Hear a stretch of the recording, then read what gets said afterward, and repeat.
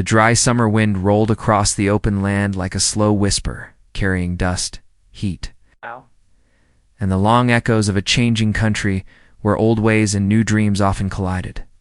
Far from the nearest town, where the road turned from packed soil to uneven earth, stood a large ranch owned by a wealthy woman known across the region for her stubborn pride, strong will, and unshakable belief that everything she owned must remain exactly as she desired. She was raised to protect every acre, every fence, and every structure that carried her family name, and she never allowed anything or anyone to challenge her claim. Dressed in a long yellow riding gown, her boots polished and her hat tied firmly under her chin, she rode alone toward a small section of land she rarely visited, believing it was still empty and untouched. She had recently received news that an Apache man had built a small shelter there, and for her, this felt like an offense she could not ignore. With a stern heart, she guided her horse forward, certain she would handle things quickly and return home before sundown from a distance. She saw the tiny mud hut near a cluster of desert shrubs, nothing more than rough earth walls and a patched roof made from sticks and old hides. Smoke rose from a small fire pit nearby, hinting that someone was not only staying there, but living. Eating and breathing upon land she believed belonged to her alone. She slowed her horse, trying to understand how anyone had survived so long without a proper well or supply. She carried no rifle, only a firm voice, and the belief that no one would dare defy a woman of her position. The wide plain around her felt silent, yet something in the air carried a strange heaviness. She wondered who he was, how he ended up there, and why he chose her ranch when there were miles of open country. Her thoughts wrestled between anger, suspicion, and a hidden curiosity she did not wish to admit. She dismounted with a graceful step, though her heart pushed faster than her boots touched the ground. The yellow fabric of her dress fluttered behind her, glowing under the wide blue sky. She walked toward the hut, trying to stand tall like someone used to giving orders and receiving agreement. She had heard different stories in town about the Apache people.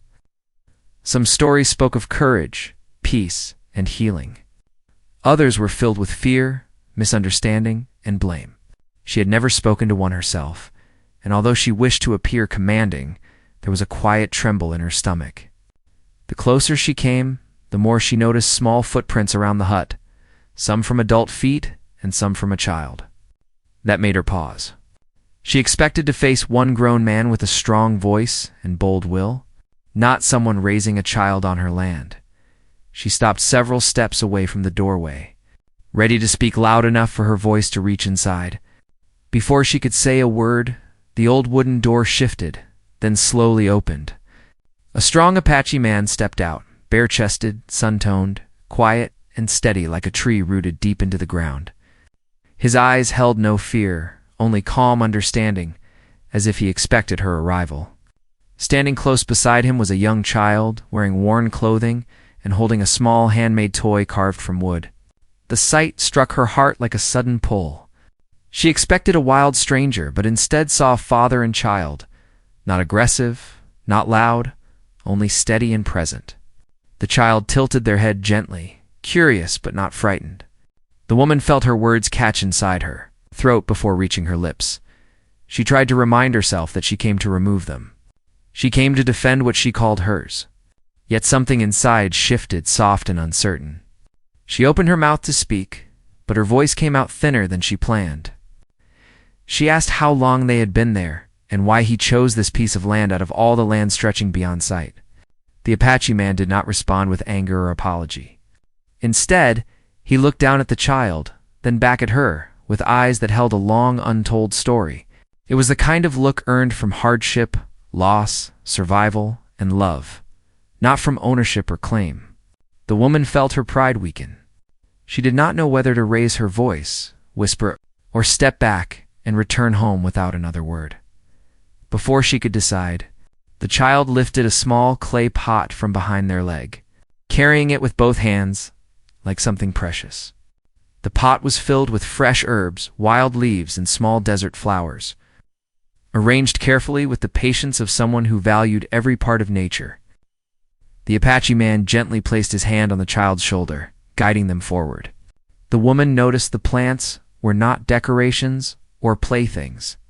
They were healing plants, the kind travelers searched for when fever, snake bite, or desert sickness touched their homes. She began to understand that the man was not camping or trespassing for shelter alone. He was gathering, preparing, and building something meant for care and recovery, not only for himself, but for the young life beside him. The warm wind carried a new scent, not just of dust and smoke, but of natural medicine. She saw pieces of dried roots hanging under the roof, small jars shaped from mud, and folded animal skins used not for show but for living. She remembered the doctor in town charging large fees and often failing to heal those who had little. This man, however, worked silently and simply, with no trading sign, no money demands, and no loud claim. He survived by knowledge passed through generations. She suddenly felt smaller than she had felt anywhere else. Even in her grand ranch house with its tall ceilings taught her anger no longer fit with what she saw. Yet she still did not know what he was doing exactly. She needed to understand why he chose that land, why he looked at her without fear, and why it felt like she had stepped into something deeper than a simple land dispute. She took another slow breath, and for the first time, instead of demanding, she asked what he was making. The Apache man turned without speaking and bent inside the hut. When he stepped out again, he held something wrapped in soft buckskin. He unwrapped it slowly, with a level of care that made her heart tighten. She leaned forward, trying to see. Forgetting her anger, her purpose, what she saw made her freeze in complete silence. Her mission to remove him changed in that single moment. But she still could not speak. She stood there, trembling not with fear, but with the shock of what she now understood. And she knew this was not the end of the story. Her breath grew tight as she stared at the wrapped object in his hands. Holding on to every second as if time was stretching and slowing around her, the Apache man did not rush or explain himself. He simply watched her reaction, as if he needed to know whether she was the kind of person who judged without knowing, or the kind who listened before speaking.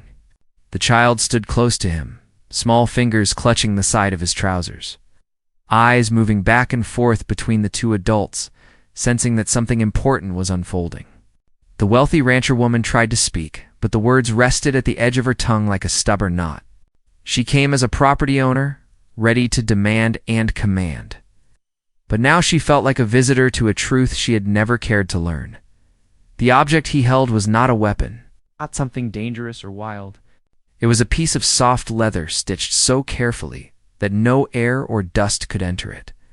When he opened it enough for her to see, she noticed tiny dried plants, crushed powders in small pouches, smooth river stones, bird feathers arranged in a pattern, and a single strand of braided hair tied with natural fiber. The sight confused her even more. She assumed people lived by cattle, trade, and gold coins. Yet here was another way of surviving, one she never considered. She took a slow breath before asking if it was some kind of medicine. He nodded gently and pointed to the child, then placed his other hand over his heart. She understood that it was not only medicine that healed sickness, but something connected to spirit, memory, and family. Still, she wondered why he had chosen that land. The Apache man motioned toward a nearby hill and began to walk, expecting her to follow. She hesitated, feeling her fear return, but curiosity pulled her forward. The child walked ahead with small, confident steps, as if the land itself welcomed them. They moved through the open plain, passing dry grass, thick sagebrush, and scattered stones warmed by the sun. The rancher woman kept glancing back at her horse, unsure whether to stay close or run back if anything went wrong. The air around them seemed to shift like the land held a secret buried deeper than the roots beneath their feet. After reaching the hill, he pointed to the ground and traced a shape in the dirt. She did not understand at first until she remembered stories her grandfather once told during long winter nights, long before fences. Titles, deeds, ink, and signatures, that land belonged to many people. And among them were tribes that trusted the earth more than paper. She dropped her gaze, realizing she never cared to know which tribe walked there before her family. She believed everything started with her family name, and that nothing before it mattered. But standing on that hill, she began to sense that she might be the outsider, not him. The Apache man bent down and touched a small rock carved with faded markings. The sun made the marks glow lightly for a moment. She felt a chill and stepped back. The child looked up at her with soft eyes, trying to read her thoughts without speaking. She remembered the stories people whispered in town, saying the Apache tribe held strong knowledge of land, water, plants, and spirit. Knowledge that did not come from schools or books, but from watching, living, and respecting every piece of nature. She wondered if the man had come not to trespass, but to return to a place that once belonged to his ancestors. Still, she could not forget her legal ownership and the heavy burden she carried from managing cattle, workers, supplies, and reputation. Her parents raised her with strict rules. Never let land be taken, never show weakness, never ask help from outsiders. Yet the sight before her challenged everything she thought was permanent and unquestionable. She asked him who the child belonged to. He looked toward the sky before pointing at his own chest, and then toward the horizon. She sensed pain in that gesture, as if part of his story had been taken by time, conflict, or loss. She asked if the child's mother was alive, but he closed his eyes and lightly shook his head. She felt the air become heavier and regretted her question. But part of her needed to understand what kind of people had entered her land and what drove them to survive so silently. She could see that the child did not show the normal spark of carefree play. There was a quiet maturity in the way those small eyes moved, as if they had already seen something that a young heart should not hold. The rancher woman looked at her gloved hands and wondered if she had ever worked as hard as they did simply to live another day, while they returned to the small hut. She noticed the handmade items inside. Some were tools, others were teaching objects, and a few had patterns drawn in charcoal. There were tiny pieces of dried meat, a clay bowl filled with berries and wild seeds, and clothing carefully repaired with thread made from plant fiber.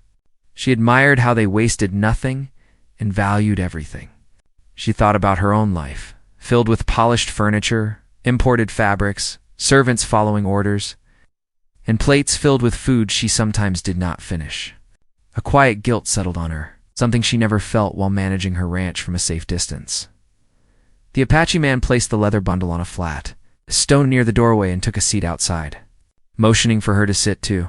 She stayed standing at first, unsure if sitting would make her seem weak, but eventually she lowered herself slowly, trying not to wrinkle her dress. She noticed how the child sat close to him, leaning slightly into his side. She wondered how long they had been alone together, how many nights they slept through cold winds, and how many mornings they woke with no certainty of where they would go. She realized he was not simply staying on her land. He was trying to build a life, maybe the only life he could still hold on to. Her voice softened as she asked where he came from and why he chose this exact location. He took his time, using slow gestures and simple words. He explained that the place where the hut stood was once used by his ancestors to heal the wounded and protect the weak. The land held memory like old roots trapped beneath the soil. He believed it was the only place where the child could be healed, not only in body but in spirit. The rancher woman felt her heart beat slow with each word. She never believed land could carry unseen history, but standing there, she felt it like a quiet hum under her boots. The child reached into a small pouch and pulled out 2 painted stones. Placing one in the Apache man's hand and offering one to her, she paused, unsure if accepting would mean agreeing with them, but the small eyes watched her with hope. She reached out, taking the stone carefully. It was smooth, warm, and painted with a simple pattern of red and black. The Apache man nodded with approval. She realized it was a symbol of trust and respect. The late afternoon light changed, casting long shadows across the land. She knew she had to return to her ranch house soon, but the thought of leaving without answers made her uneasy. She did not know whether to allow them to stay, ask them to leave, or bring help. She feared what the townspeople might say and what her workers might think. Yet she could not ignore the growing knowledge that something important was meant to happen there. Something bigger than her pride, her title, or her property papers. As she turned to walk back toward her horse, the Apache man rose and stood beside the hut. The child held the doorframe. She stared at them, feeling torn between duty and humanity. She wanted to ask one last question, something that might explain everything and guide her next choice. Her voice shook as she asked what he was preparing inside the hut earlier that made her freeze in shock. He stepped forward, eyes focused on hers, about to explain what truth he carried. But before he spoke, a distant sound rolled across the land, changing the air and stopping all three of them at once. The sound rumbled across the open, plain like a warning carried on the wind. It wasn't thunder, not the roll of a coming storm, and not the kind of noise made by a wagon wheel or a lone traveler. It was heavier, sharper, filled with a strange pulse that made the rancher woman's skin prickle. The Apache man lifted his head sharply, his eyes narrowing as he listened. Even the child stiffened, clutching the doorframe with small fingers. The woman felt her breath hitch. She had intended to ask him what he had been preparing in the hut, but that question slipped away, replaced by the unsettling fear that something far bigger was beginning to unfold. The sound grew clearer, echoing like distant hooves or boots against hard earth. She turned toward the horizon, watching faint dust rise in a thin line far beyond her horse. She felt a cold shiver crawl up her arms. Whoever was coming was not approaching slowly. They were moving with purpose, with force, and the Apache man seemed to know exactly what it meant. He placed one hand gently on the child's shoulder, guiding them inside the hut. His posture shifted. His calm remained, but a readiness settled into his stance. It was the kind of readiness that came from surviving many trials and expecting more. The rancher woman tried to steady her breathing. The land around her seemed to grow quieter, as if the earth itself was watching. She asked him what the sound meant, but he didn't answer immediately. Instead, he scanned the ridgelines and the open fields, searching for patterns she could not see. When he finally spoke, his voice was low and careful. He told her that sometimes riders crossed the land looking for easy targets, and sometimes trouble traveled under dust clouds. He did not say if the people coming were dangerous, but the tension in his shoulders made the answer clear enough. She worried that the riders might be looking for him. Or maybe for the child. That possibility tugged at her heart, creating a conflict she did not want to face. She didn't know their full story, didn't know where they came from, or what might be chasing them. Still, the idea of harm reaching them felt wrong in a way that surprised her. She reminded herself that she came to remove them, to demand they leave her property. Yet here she stood, feeling protective of people she barely knew. Her eyes drifted to the small hut, to the painted stones, the healing herbs, and the quiet strength in their simple life. She wondered what the Apache man had prepared inside that made her freeze earlier. Something told her that, whatever it was, it tied deeply into the conflict now rolling toward them. The riders drew closer. Though still far enough not to be seen clearly, the Apache man stepped beside her and motioned for her to move behind a group of shrubs near the hut. She hesitated, unused to being told where to go. But the urgency in his gestures made her obey. She crouched, gathering her dress and trying to stay low, feeling the rough earth beneath her knees. The child peered out of the hut with wide, watchful eyes. The man positioned himself between the approaching sound and the child, his body becoming a shield. As she hid among the shrubs, she thought back to the stories she'd heard in town about him. Some claimed Apache men wandered the land after their families were scattered, trying to rebuild life in secret. Others claimed they carried old knowledge that outsiders didn't understand. A few whispered that certain tribes protected sacred places from being destroyed by settlers. She wondered now if this land held something sacred for him, something the riders might try to take. Her mind raced with questions. Who were these riders? Why were they coming? Were they after him, or something on her land? And why had the Apache chosen this specific spot, this forgotten corner of her ranch? She thought back to the carved rock on the hill, the faded markings, and the way he had touched it with respect.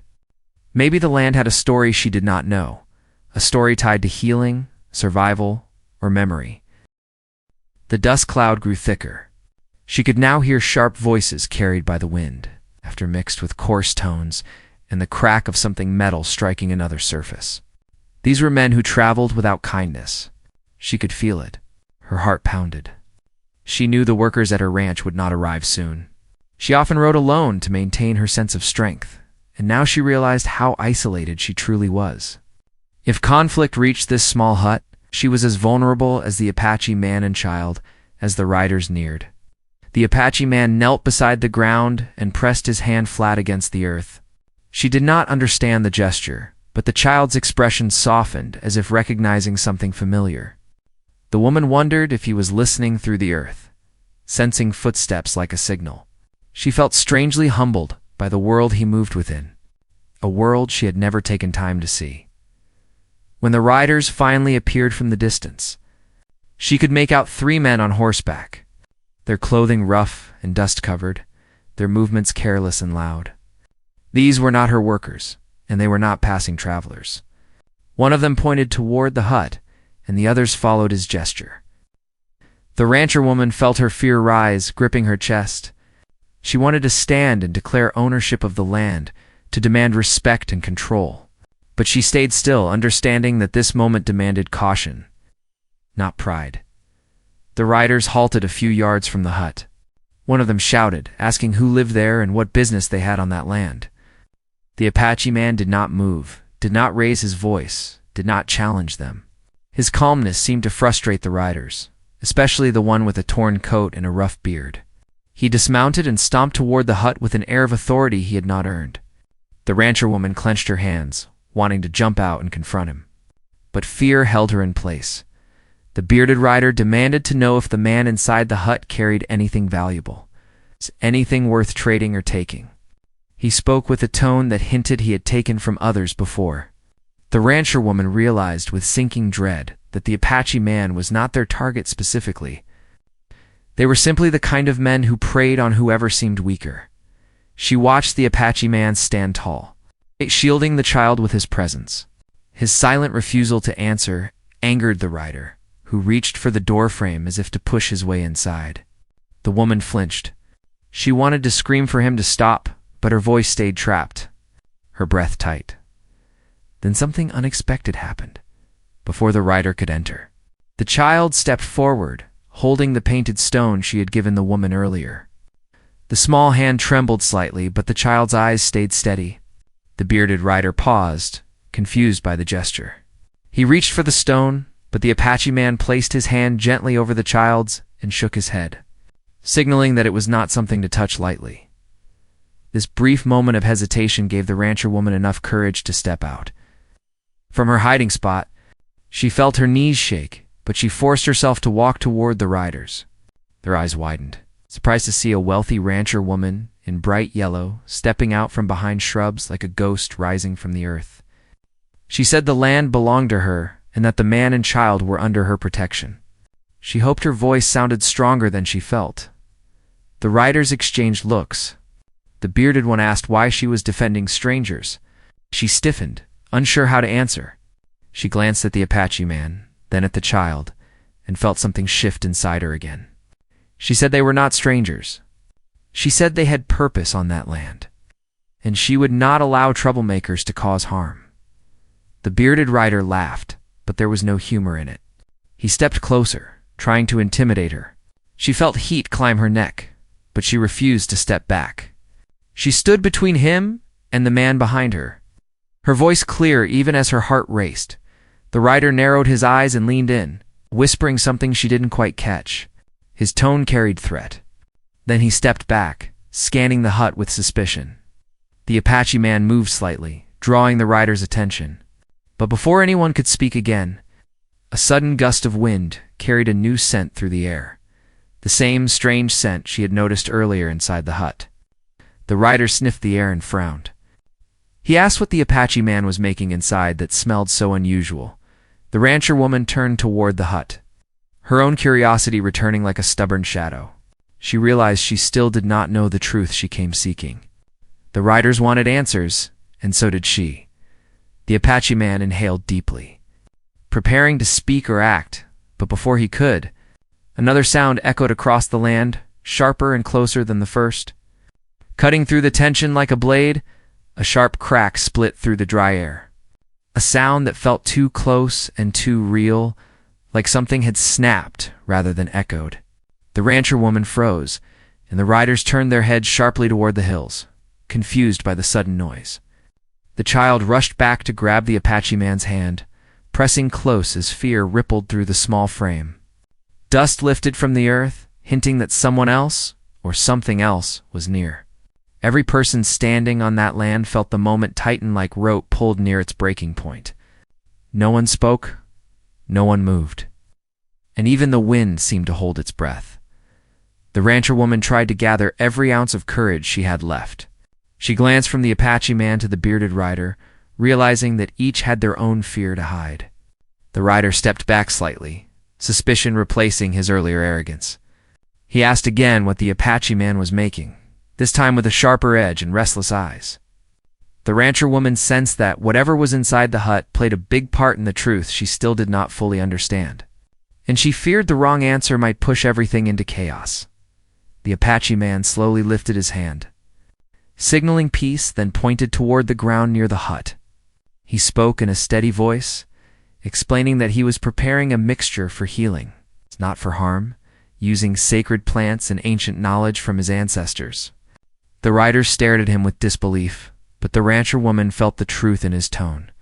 She remembered the careful herbs, the carved stones, the feather patterns, and the child's fragile calmness. Healing made sense, but something in his eyes carried deeper meaning. She wondered who needed healing, whether the child's quiet heaviness was part of it. Before she could speak, the bearded rider snapped at the Apache man, accusing him of hiding something valuable. He stepped toward the hut again, but the rancher woman moved even closer, planting herself firmly in his path. She could not explain why she suddenly cared so much, but the land beneath her feet felt different now, like it was watching her choices. Her voice trembled, yet held steady words. She said that if anyone wanted to search the hut, it would only happen with respect, and only after she allowed it because it was also her land. The rider gave a bitter smile and asked what she thought she was protecting.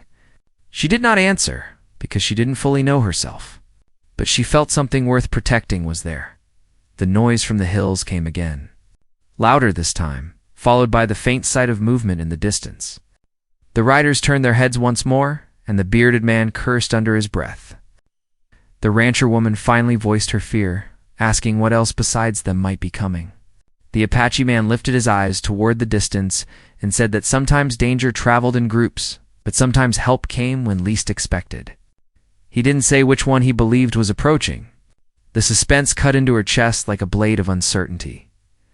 The bearded rider grew nervous, motioning for his men to stay alert. One of them tugged his horse reins, ready to leave if trouble arrived. The other scanned the land as if expecting an ambush. The rancher woman could feel tension rise, winding tighter with every beat of silence. She gently called out to the Apache man, asking again why he needed to be on that land specifically. He finally answered with a deeper truth.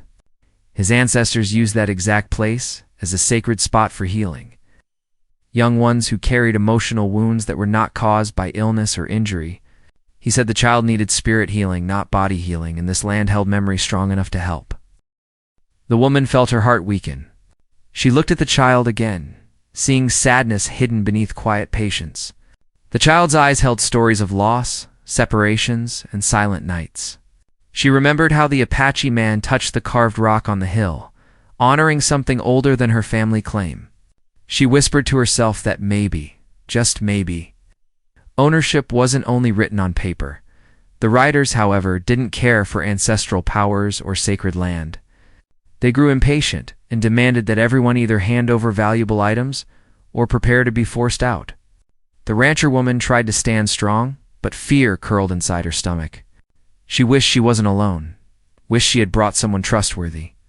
But fate had brought her here alone, and she now stood in the middle of a rising storm she couldn't escape. The Apache man took a step toward the riders. Not aggressively, but firmly. He lifted the leather bundle again, this time opening it wider. Inside, along with herbs and stones, was a small handmade object carved in the shape of a heart and wrapped with delicate strands of hair that belonged to a woman. The rancher woman felt a sting inside her chest, realizing it was a memory token. She whispered, asking if the child's mother had carved it. He nodded, and she swallowed hard. The rider took a step forward as if ready to snatch it. But the Apache man closed his hand and stared directly at him. Making it clear that some things could not be taken by force, the bearded rider told his men to mount again, suggesting they search the nearby areas for anything worth trading or stealing. But before they could move, the distant riders on the horizon appeared clearer. There weren't many, but enough to make the bearded man unsure. The rancher woman could now see 2 horses and a mule slowly approaching. She could not tell if they were friendly or dangerous. The Apache man never looked afraid, only watchful, as if he knew that no matter who came, truth would eventually rise. The bearded rider did not want to risk being outnumbered, so he told the others to hurry and decide whether to run or fight. Suspicion still burned in his eyes. He asked the Apache man one last time what he was preparing inside the hut that seemed so guarded. The man finally explained that he had been preparing a spirit-cleansing ritual for the child, hoping to release pain, fear, and memories that kept the young heart trapped. He added that the ritual required sacred silence and could not be interrupted by violence. The rancher woman felt herself drawn into that explanation. Realizing that she had never truly understood emotional wounds, she had money, land, and pride, but deep down she too carried pain she never spoke of. She remembered losing her parents young and being raised by strict guardians who taught her to show no weakness. She suddenly felt her own chest tighten, understanding now why she felt so deeply connected to the quiet child. The riders didn't care about rituals and mocked his words, saying healing was useless in a world where strength ruled. But as they prepared to leave, one of the arriving figures finally reached near enough for the rancher woman to see a familiar shade of clothing. Her breath caught when she recognized the coat. It belonged to one of her ranch workers who had been out searching for missing cattle. He stopped his mule when he saw the group, confusion flashing across his face. He called out her name with shock, asking what she was doing in such a dangerous spot. She felt relief wash over her, but also a new fear. If he returned to the ranch with tales of her defending an Apache man, she feared the entire town would react against them. The riders saw they might now be forced into a standoff not worth the risk. Still, before deciding, the bearded man glared one more time at the Apache man and said he would return. If he found out there was something valuable hidden, the rancher woman stepped between them once more, stating that anyone who threatened people under her watch would face consequences. Her worker looked stunned, unsure why she was defending them so fiercely. The bearded rider mounted his horse, hesitating long enough to send a final warning through narrowed eyes, and rode away toward the trail, followed by his men. Silence took over once more. The rancher woman could now breathe properly, but the story did not feel safe yet. The Apache man looked at her steadily, as if waiting for her next choice. The child stepped forward, tugging softly at her dress as though asking silently if she would stay. She looked up at the sky where dusk crept in, wondering if destiny had brought her here to protect land or to protect something far more meaningful. She turned to the Apache man with a quiet voice and told him to finish whatever he needed inside the hut, because she wasn't leaving yet. But deep inside, she sensed that the bearded rider would return, bringing either more trouble or a final test. And the truth inside that small hut would soon be forced into full light as everything moved toward a turning point. The evening sun lowered itself across the open plains, spreading warm orange light over the land that seemed to breathe deep after holding its air for too long.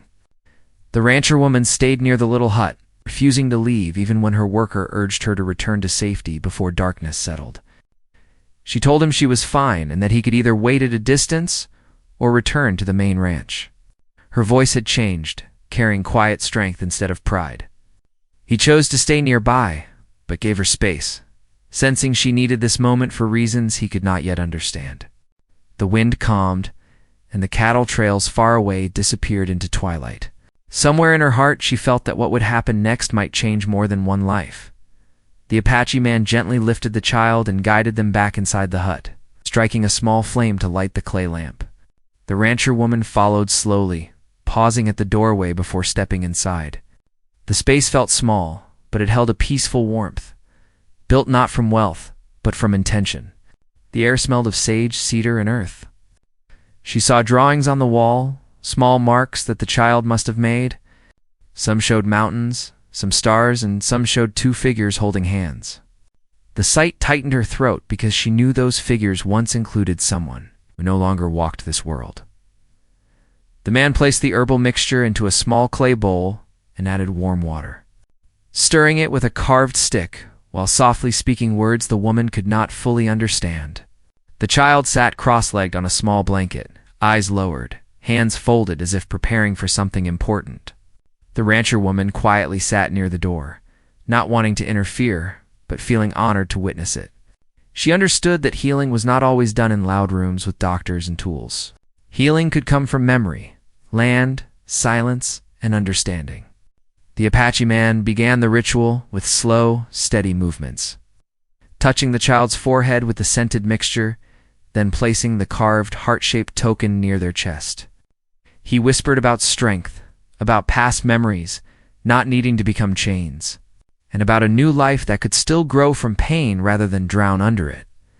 The child closed their eyes, breathing deeply, and for a moment the rancher woman saw tears slide down those young cheeks. Not tears of fear, but tears of release. She felt her own eyes fill, and she did not try to hold them back. She thought about how she had spent so many years believing that land, money, and ownership made her strong. Yet here, in this simple hut, she learned that true strength was knowing how to carry love even after loss. As the ritual ended, the child opened their eyes with a calmer, lighter expression. Their small hands no longer trembled.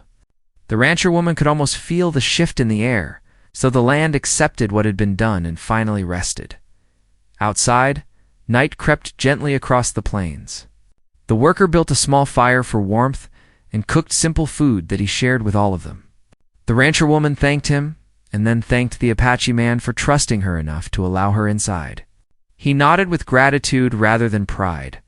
They ate quietly, not needing many words because the silence between them carried meaning. When the stars rose high, she stood and walked a little farther from the hut, thinking alone. She looked at the land and imagined it before fences or tracks, before papers or deeds. She finally understood that the land was not just something to own, but something to protect. She remembered how she had arrived earlier filled with property claims. But now she felt she had stepped into a responsibility greater than legal ownership. She could not change the past, but she could change how she moved forward. The next morning, the bearded rider did not return. Instead, a gentle quiet filled the desert, and the birds sang early. The child walked outside and held the painted stone that matched the one the woman still carried. With small steps, they came to her, placed their hand on hers, and smiled shyly. She felt her heart warm, and she knelt so she was at eye level, gently brushing hair away from the child's face. She promised softly that no harm would come to them as long as she lived on that land. When the Apache man stepped outside, she faced him with sincerity. She told him that he and the child could remain on that land without fear. She offered them not just space, but recognition. She even proposed building a small garden, not for ownership, but for healing and teaching. The Apache man hesitated, not because he distrusted her, but because he needed proof that her promise came from truth rather than sympathy. She removed her riding gloves and placed the painted stone into his hand, letting it stay there. That gesture said more than papers or signatures ever could. In time, she learned how to work with the land in a new way. She visited often, helping plant herbs, gathering water, and sharing meals instead of orders. She also began teaching her ranch workers to show respect rather than fear. Some questioned her decision, but when they saw peace instead of conflict, they accepted the change. The child slowly learned to smile more, play among the flowers, and even spoke a few words to her in their gentle voice. She became someone they trusted, not because of her status, but because of her actions. The Apache man began carving new objects, teaching the child skills passed from ancestors, and even sharing small pieces of wisdom with her. She found comfort in those lessons, discovering peace she never found in a large ranch house filled with polished silver and loud silence. She also shared some of her own knowledge, like how to trade supplies safely in town and how to manage cattle without unnecessary waste. They learned from each other, respecting the different worlds from which they came. Months later, The small area around the hut blossomed into a little healing place, visited quietly by those who truly needed help. The townspeople whispered at first, but after someone recovered from a stubborn fever using his natural medicine, their fear softened. Some even brought small offerings, not as payment, but as thanks. The land became known not as disputed property, but as a peaceful corner where wounded spirits found guidance. The rancher woman found herself no longer lonely in the way she once was. She found meaning in protecting lives instead of boundaries. When she walked across her land, she no longer viewed it as something she owned, but something she had been given responsibility over. The Apache man, once silent and guarded, began greeting her with a warm nod. The child often ran to her with drawings, flowers, or stories, filling a space in her heart that had been empty for too long. One sunset, as they stood near the hill marked with ancient carvings, the Apache man spoke with calm clarity. He said she had become part of the land's story, not because she claimed it, but because she honored it. She felt tears rise again, not from sadness, but from knowing she had finally understood what truly mattered. The story ended with peace. Not because conflict never appeared again, but because hearts chose understanding over force. The wealthy rancher woman discovered that her greatest treasure was not cattle or coin, but connection. The Apache man continued his quiet, healing legacy, knowing the land had once again welcomed life. And the child grew under two worlds, carrying hope instead of sorrow. Becoming the link between past and future, the land stood silent and strong, holding every memory gently as the wind whispered blessings across the open sky.